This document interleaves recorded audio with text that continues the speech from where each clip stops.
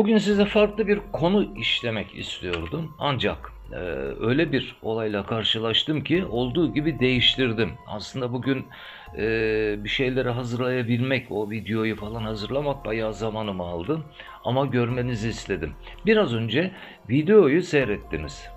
Orada farklı ritüeller ve farklı zaman dilimlerinde çekilmiş iki ayrı videoyu birleştirdim, üst üste koydum ve size sundum. Bakın, gözümüzün önünde öyle bir dünya kuruluyor ki ve bunu bize her şekilde öyle bir anlatıyorlar ki, ama o kadar çok bilgi kirliliği var ki o arada ne gördüysek, ne duyduysak hepsini unutup gidiyoruz. Zaten analiz yapmamızı da engelliyorlar. Yani izleyici olarak. Şöyle anlatayım. O videolardan birisi 2016 yılında Gotthard tüneline ait. Yani İtalya, İsviçre arasında 57 kilometrelik bir yeraltı tüneli ve ritüellerle dolu bir açılış yapıldı 2016 yılında. Diğeri de o ritmin veya çarpı işaretlerinin maskeli insanların olduğu videoda 2024 Paris Olimpiyat videosuna ait. Yani olimpiyat tanıtımı için hazırlanmış bir video Paris'teki, Fransa için. Şimdi ikisini birden baktığımız zaman benzerlikler ve ritüeller ve o paganist semboller o kadar net ortaya çıkıyor ki. Şimdi ben bunları anlatırken eminim birileri, yani bazıları şöyle diyecektir. Ya hocam, amma çok hani şey çıkartıyorsun bu tür görüntülerin içinden, hani komplo teorileri. Bunların hiçbiri komplo teorisi değil. Olmadığı gibi koreografilere baktığınız zaman da özel olarak paganist ritüellere göre hazırlandığını anlayabilirsiniz. Birazdan size o Paris videosuyla ilgili bütün detayları ve ritüelleri anlatacağım. Tabi araya o Gotthard şeyini de, tünelini de katacağım. O çünkü korkunç bir ritüeldi ve bütün dünyaya ilan edildi. Ama ondan evvel şimdi görseli görüyorsunuz. Macron. Macron ve çevresindekiler ne yapıyor? 3 kişidir şu an. Bir Illuminati işareti. Rastlantı değil mi? Rastlantı olabilir mi sizce? Bir güzel ellerini düzenlemişler ve ona göre poz veriyorlar. Peki hemen ikinci bölüme gelelim. Gene Macron. Ne görüyoruz? Paris 2024 olimpiyatlarını tanıtırken yapmış olduğu hareketler, hepsinin birlikte. Bakın, bunların hepsi Illuminati'nin çok net hareketidir. Yani üçgen hareketi. Bunu bilerek ve isteyerek yaparlar. Çünkü kitleleri bir şekilde etkileyecektir. Macron'a gelince zaten seçilmesi şaibeli, yani seçilirken bile şaibeli bir takım işlemlerden geçen bu kişi aynı zamanda daha önce de Rockefeller Vakfı, Rothschild'lerle ilgili birçok şirkette üst düzey yöneticilik yapmıştır. Fransız halkının yeterli desteğini alamamasına rağmen bu yapının, yani bu sözünü ettiğimiz global finansör yapının, yani dünyayı şu an küresel bir dünya devletine çevirmek isteyen yapının desteğiyle ve büyük bir medya desteği tabii ve para desteğiyle Fransa'nın başına getirildi. Fransa'nın başına getirildikten sonra birçok uygulama, özellikle hani derler ya bazıları, Fransa özgürlük ülkesi. Şu an Fransa birçok ülkede, dünyada hani pandemi kısıtlamaları bahane edilerek birçok özgürlüğün geri aldığı bir ülke haline getirildi Macron tarafından ki oradaki birçok doktorun hani bağırması ya da isyan etmesi de medyada yer bulmuyor. Salgın söylenildiği kadar değil, gittikçe azalıyor, bir balon gibi sönmek üzere. Ama bu insanların sesini duyurmuyor, duyurtmasını engelliyorlar. Bunların başında da Macron var. Ama Macron dediğim gibi bir kukladır. Sadece görevini yapıyor. Bunu yaparken de işte 2024 videosunda tanıtmış oldu. Şimdi gelelim 2024 videosuna ve Gotthard tünelindeki uygulanan ritüellere bakın. Gotthard tüneli açılırken Almanya Başbakanı Merkel, gene o zaman başbakandı. O zaman Fransız Başbakanı Hollande'dı, yanlış hatırlamıyorsam, evet Hollande'dı. İtalya Başbakanı, İspanya Başbakanı, Belçika, İsviçre, bütün hepsi gitmiş ve üst düzey birçok ülkeden yetkili başbakan ve cumhurbaşkanı düzeyinde yaklaşık 127 kişinin hani protokol olarak katıldığı, binlerce kişinin de izlediği dehşet bir tören yapılmıştı. O bir yeraltı geçidiydi. Ne için yapıldığı hala bilinmiyor. Bilinmemekle birlikte bazı şeyler söyleniyor. Demiryolu geçidi olmasına rağmen başka bir amaçla kurulduğu söylenen bir tünel. Tabii ki burada inanılmaz bir ritüel uygulandı o zaman. Zaten bir kısmını şunda görüyorsunuz, videoda gördünüz. Bir şeytan, bildiğiniz şeytan şeklinde bir kafa havada uçuyor. Kanatları var, işte kanatları derken ona göre yapılmış. Hemen altında ona tapınan insanlar. Hemen girişte, videonun girişinde kalabalık bir işçi grubu tulumlarla, aslında orada çalışanlar, yani normal sıradan kitlelerden bahsediyor. Onu simgelemişler. Bir şekilde yürüyen zombilere çevrilmişlerdi. Yürüyen zombiler gibi hareket ediyorlar. Burada videoda görünüyor ve garip sesler çıkartarak, tuhaf bir ritüel, iki kollarını birleştirerek yürüyüp ve tuhaf sesler çıkararak salonun ortasına kadar geliyorlar. Hemen bitiminde keçi başlı 4-5 tane kişi çıkıyor. Yani keçi başlığı giymiş ve keçi boynuzları olan, büyük boynuzları olan tuhaf paganist bir ritüel, yani dans sergileniyor. Hemen ardından bir aracın üstünde çıplak kadınlar, çıplak erkekler. Ama vurgulanan orada herkesin kendi cinsiyle böyle sarılmış olduğunu görüyorsunuz. Orada kendi cinsinize yönelin anlamında bir mesaj da verilmişti. Artık yeni dünya düzeni bu anlamında. Gerçekten çok fazla da tepki duydu, tepki verildi ama hiç önemsenmedi. Hiçbir şekilde en ufak bir devlet başkanı tarafından katılanlar arasında açıklama yapılmadı. Çünkü hepsi bu planın ortağı ve kuklaları ve oraya getirilmiş, özel olarak seçilmiş insanlardı. Macron da bunlardan biri olarak son dönem geldi. O da görevine 2024 tanıtımında, hani işte videosunun tanıtımından hemen önce üçgen işaretleriyle ne yapmak istediğini belli etti. 2024 videosuna gelince, Paris 2024 tanıtım videosunda inanılmaz bir ritüel var. Aslında o ritim ve müzikle birlikte bir şekilde Mısır'a da işaret ediyor. Şimdi baştan başlayalım. Öncelikle herkes, yüzlerce kişi kullanılmış, yani dansçı olarak yüzlerce kişi kullanılmış. Ayrıca da işte en başta da idare eden o kişi var. İdare eden o kişi bir dönem bir Mumya filminin ya da bir Firavun'la ilgili bir filmde başrol oynayan kişiye özel olarak benzetilip seçilmiş. Zaten yapmış olduğu hareketler, kollarını iki yana açarak hani durması, elini kaldırıp yapmış olduğu o sergilediği koreografi aslında o filmlerde binlerce kişi, milyonlarca kişi toplanıyor. Mumya çıkmış ortaya ya da Firavun işte ve Tanrı benim diye böyle kollarını açmış bağırırken insanlar ona tapınıyordu. Aynen o sahne alınmış, oraya konulmuş. Grubun önünde engelli olduklarına dair hani simgeleyen böyle tekerlekli sandalyeleri dizmişler. İnsanlar üzerinde, onlar gerçekten öyle mi değil mi bilmiyoruz. Hemen ama yüzlerinde maskeler var. Hemen ardında da maskeli yüzlerce kişi. Bakın, yıl 2024 videosu bu. Yani burada verilen mesaj şu: ne yaparsanız yapın, o maskeyi, mesafeyi ve kapanma kurallarını devam ettireceğiz mesajı var. Hemen ardından bir el hareketiyle, o Firavun'u temsilen öndeki şahsın el hareketiyle bütün kafalar yukarı kalkıyor. Burada kitleleri biz yönetiriz anlamında, yani o global yapının, küreselci global yapının tanrılaşma isteğini simgeleyen şahıs var. Kafalar yukarı kalkıyor ve bir anda eller hareket etmeye başlıyor.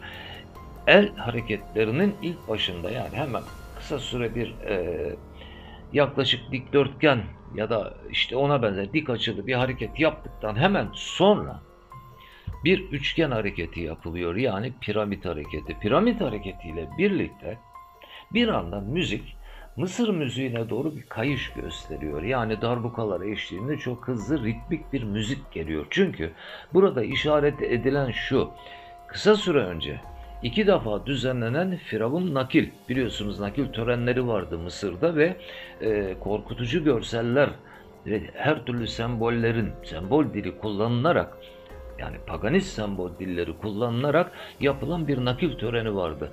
Direkt orayı işaret eden müzikle birlikte aynı zamanda o piramit hareketleri, yani yeni firavunların dünyasına hoş geldiniz. Çünkü o Mısır'da yapılmış olan firavunların nakil töreninde de aynı şey vardı. Dünyaya aynı mesunda inanılmaz bir ritüel var. Aslında o ritim ve müzikle birlikte bir şekilde Mısır'a da işaret ediyor. Şimdi baştan başlayalım. Öncelikle herkes, yüzlerce kişi kullanılmış, yani dansçı olarak yüzlerce kişi kullanılmış. Ayrıca da işte en başta da idare eden o kişi var. İdare eden o kişi bir dönem bir Mumya filminin ya da bir Firavun'la ilgili bir filmde başrol oynayan kişiye özel olarak benzetilip seçilmiş. Zaten yapmış olduğu hareketler, kollarını iki yana açarak hani durması, elini kaldırıp yapmış olduğu o sergilediği koreografi aslında o filmlerde binlerce kişi, milyonlarca kişi toplanıyor. Mumya çıkmış ortaya ya da Firavun işte ve Tanrı benim diye böyle kollarını açmış bağırırken insanlar ona tapınıyordu. Aynen o sahne alınmış, oraya konulmuş. Grubun önünde engelli olduklarına dair hani simgeleyen böyle tekerlekli sandalyeleri dizmişler. İnsanlar üzerinde, onlar gerçekten öyle mi değil mi bilmiyoruz. Hemen arka, ama yüzlerinde maskeler var. Hemen ardında da maskeli yüzlerce kişi. Bakın, yıl 2024 videosu bu. Yani burada verilen mesaj şu: ne yaparsanız yapın, o maskeyi, mesafeyi ve kapanma kurallarını devam ettireceğiz mesajı var. Hemen ardından bir el hareketiyle o Firavun'u temsilen öndeki şahsın el hareketiyle bütün kafalar yukarı kalkıyor. Burada kitleleri biz yönetiriz anlamında, yani o global yapının, küreselci global yapının tanrılaşma isteğini simgeleyen şahıs var. Kafalar yukarı kalkıyor ve bir anda eller hareket etmeye başlıyor. El hareketlerinin ilk başında, yani hemen kısa süre bir yaklaşık dikdörtgen ya da işte ona benzer dik açılı bir hareket yaptıktan hemen sonra bir üçgen hareketi yapılıyor, yani piramit hareketi. Piramit hareketiyle birlikte bir anda müzik Mısır müziğine doğru bir kayış gösteriyor. Yani darbukalar eşliğinde çok hızlı ritmik bir müzik geliyor. Çünkü burada işaret edilen şu: kısa süre önce 2 defa düzenlenen Firavun nakil, biliyorsunuz nakil törenleri vardı Mısır'da ve korkutucu görseller ve her türlü sembol dili kullanılarak, yani paganist sembol dilleri kullanılarak yapılan bir nakil töreni vardı. Direkt orayı işaret eden müzikle birlikte aynı zamanda o piramit hareketleri, yani yeni firavunların dünyasına hoş geldiniz. Çünkü o Mısır'da yapılmış olan firavunların nakil töreninde de aynı şey vardı. Dünyaya aynı mesaj veriliyordu. Yeni firavunların, güncel firavunların dünyasına hoş geldiniz. Yönetim bizde. Burada da çok net olarak bu vurgulanıyor. Yani piramit işaretleri yüzlerce kişi tarafından yapılıyor ve hemen ardından bir çarpı işareti, yani engelleme. Bu da şu anlama geliyor sembol dilinde: yasaklar, kısıtlamalar bizim istediğimiz ölçüde devam edecek. Artık özgür değilsiniz. O kadar net olarak veriliyor ki bu klipte bütün geleceğe dair planlar ve bunların hepsinin sonunda gene o Firavun gibi görünen şahsın bir hareketini görüyorsunuz. Yani ellerini kaldırıyor ve bence çarpıcı olan o, bütün kitleleri kontrol ettiği gibi Tanrı benim anlamında. Tıpkı o Firavun filmindeki olduğu gibi, yani Tanrı benim artık işareti veriliyor. Bakın bütün her şeyi kliplerde, müziklerde, Netflix gibi işte bir takım film portallarında ya da işte benzeri, yani bir tanesinden örnek veriyoruz ama çok sayıda yapılan filmlerde, dizilerde hepsinde bir tek şeyi görüyoruz. O da şu: dünya devletinin ayak izlerini, bütün ipuçlarını bağıra bağıra size bunları yapacağız diye veriyorlar. Hepsini tek tek veriyorlar. Düşünün, bu 2024 videosunun girişi var. Aslında ilk başta söylemeliydim, şimdi söylüyorum. Bir tane yapay el görüyorsunuz. Aslında belki de orada hani özürlülere bir takım yapay mekanik eller, yani elektronik eller takarak hayata kazandıracağız mesajını veriyoruz diye iddia edebilirler ama aslında o 1965 yılında yapılan ilk el deneyinin aynen benzeri. Yani bu 2001 yılında da gene o projeyi ortaya sunan mühendisin yapmış olduğu elin benzeri.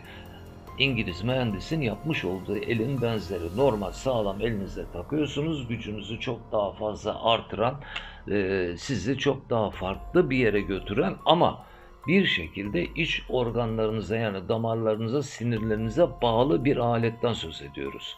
Bunun anlamı transhümanizmdir. Transhümanizmde zaten istedikleri oydu. Yarı insan, yarı mekanik, tuhaf, ne insana ne robota benzeyen tuhaf bir yaratık oluşturmak gibi zaten bir niyetleri var. Ölümsüzlük projesinin altında yatan da bu. Yani ölümsüzlük projesinden söz ediyorlar ya, bilinç aktarımı, işte hastalıkların yok edilmesi falan. Bunların hepsi insanlık için falan değil. Bunlar tamamen bambaşka bir türe dönüştürülmüş, kendilerine tapacak bir canlı türü oluşturmaya çalışıyorlar. Bugüne kadar yapmak istedikleri bütün her şeyi 2020 yılından itibaren başlattılar ve hiç yani kesmeden de devam ediyorlar. Bunu net olarak söyleyebilirim.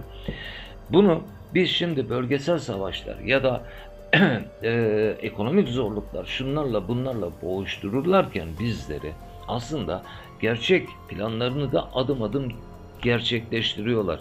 Bütün savaşların, bütün yapay savaşların, ya yapay yok yani, bütün o saldırgan ülkeleri saldırtan, ülkelerin içindeki insanları kışkırtan yapılar da bunlar. Yani öyle bir dünyaya geldik ki belki de o kadim kitapların, kutsal kitapların üçünde de belirtilen, yani İncil'de, Vahide, işte Tevrat'ta, Vahiy bölümünde, Kur'an'da, Tevrat'ta belirtilen öyle birileri gelecek ki sizleri insan fıtratından değiştirip, hani fıtratınızı değiştirip bambaşka bir yere sürüklemek isteyen, kendilerinin en büyük güç olmak istediğini isteyen bir türle karşı karşıyayız. Bunlar bize her ne kadar insan kılığında görünmüş olsalar da zihinleri gerçek anlamda insanlıkla alakası yok.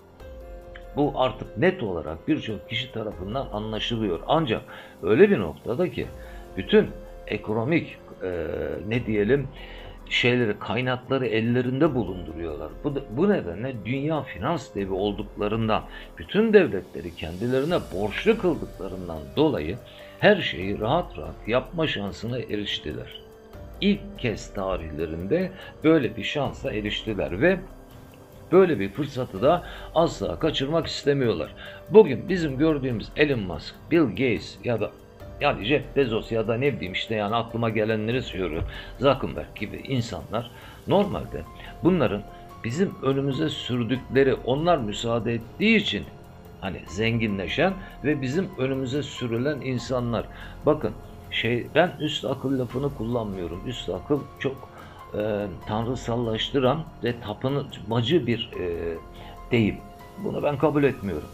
Bunlar şeytani akıl. Şeytani akıl ama gerçekten akıllılar. O yüzden hangi ülkede yetenekli ya da hani işlerine yarayacak zekaya sahip olan insanları bir şekilde alıp kullanmayı da biliyorlar. Alıp en zayıf yerleri olan paradan onları mutlu edip bir zirveye doğru hani çıkartıp ardından istedikleri şekilde milyarların önüne bir profil olarak sunuyorlar. Yaptıkları bu, sadece bu. Sanmayın ki hani o adam Bill Gates kendisi çalıştı bugünlere geldi ya da Zuckerberg işte çok güzel bir buluş yaptı, Facebook'u yaptı. Ardından şimdi Metaverse gibi bir şey getirdi. Bunların hepsi proje.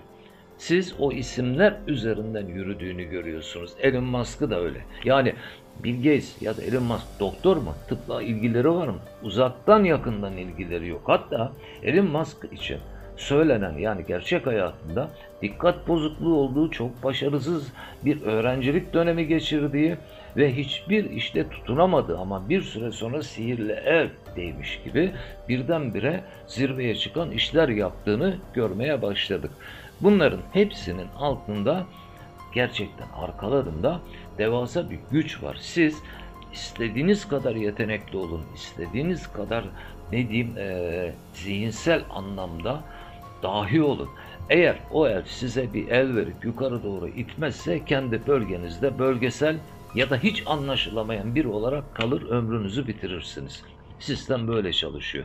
Ve bugün yapmış olduğum bu videoda da, hani hazırladığım videoda da sizlere gelecekte ne yapacaklarını o kadar basit dille anlattıklarını bir şekilde aktarmaya çalıştım. Gene anlatıyorum. Bakın bitirmeden evvel son 2 kelimem. Videonun baştan sona kadar gördüğünüz kısmı herkeste siyah maske vardı değil mi?